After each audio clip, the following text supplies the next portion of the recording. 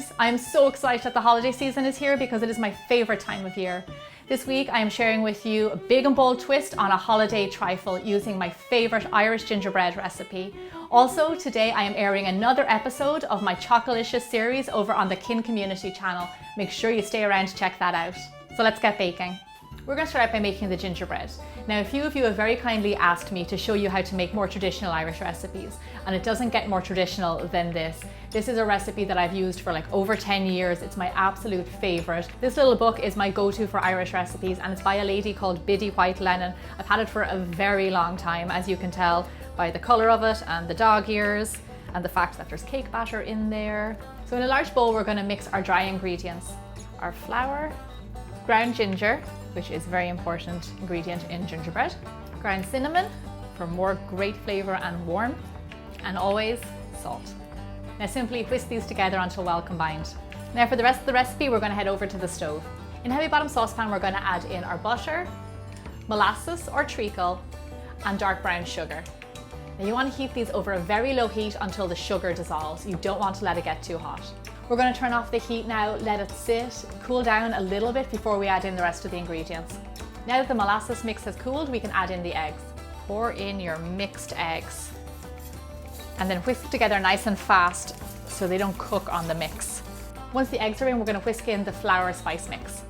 Normally you wouldn't see me whisking flour to a batter, but it's important for this recipe because if you don't, you can end up with lumps because it's actually a really kind of a thin batter.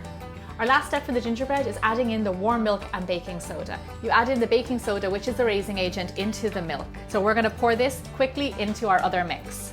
I'm not one for unnecessary steps, and I know heating up the milk and adding in the baking soda seems like something unnecessary, but I've done it for 10 years, it worked, Biddy told me to do it, so I did it. Now this is what your gingerbread should look like. It's not super thick, it's kind of runny, and it makes beautiful gingerbread. So let's get it into the tins and into the oven. Now simply pour your gingerbread into 2 loaf tins that are lined with parchment paper. So if you see all of these bubbles, this is the baking soda activated. That's why you want to move kind of fast and get them into the oven because you want to capture all of those bubbles while it's in the oven baking. We're going to bake the gingerbread at 300 degrees for 45 minutes. Once that time is up, I'm going to take them out, cover them with tin foil and put them back in for another 15, and they're going to kind of steam and create a beautiful sticky layer that you get on the top. For more great holiday recipes, you'll want to check out my triple chocolate pumpkin brownie over on the Kin Community channel. And also, don't forget to subscribe to my channel. The next layer in our trifle is a cream cheese and orange filling, and it goes really well with the gingerbread and with the cranberries that we're going to do next. In a stand mixer or a hand mixer, whisk your cream cheese until nice and soft. It's always best using room temperature cream cheese, it makes it much easier. To your cream cheese, add in your sugar, orange zest, the juice of the same orange, and lastly add your cream. Then turn your machine onto medium speed and continue whisking. As you can see, it's much thicker now because the whipped cream has whipped in there and you've got this beautiful thick consistency. Now make sure you taste it. So good. The third layer in our trifle is going to be a cranberry sauce. Now there's nothing that says holiday like cranberries.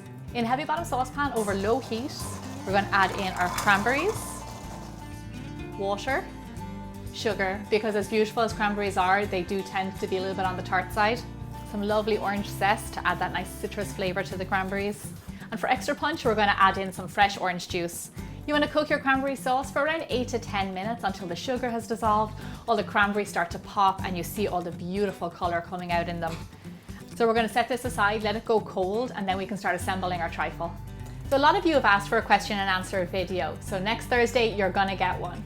But let me know what questions you have in the comments below, like where am I from in Ireland, where did I go to school, what's my favorite candy bar, if I'm a dog or a cat person, like anything you like, and I'll try and get to as many of them as I can.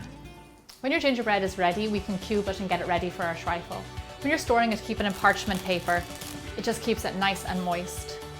This layer on top is exactly what you want from a gingerbread. It's sticky, it's moist, it's kind of molassesy.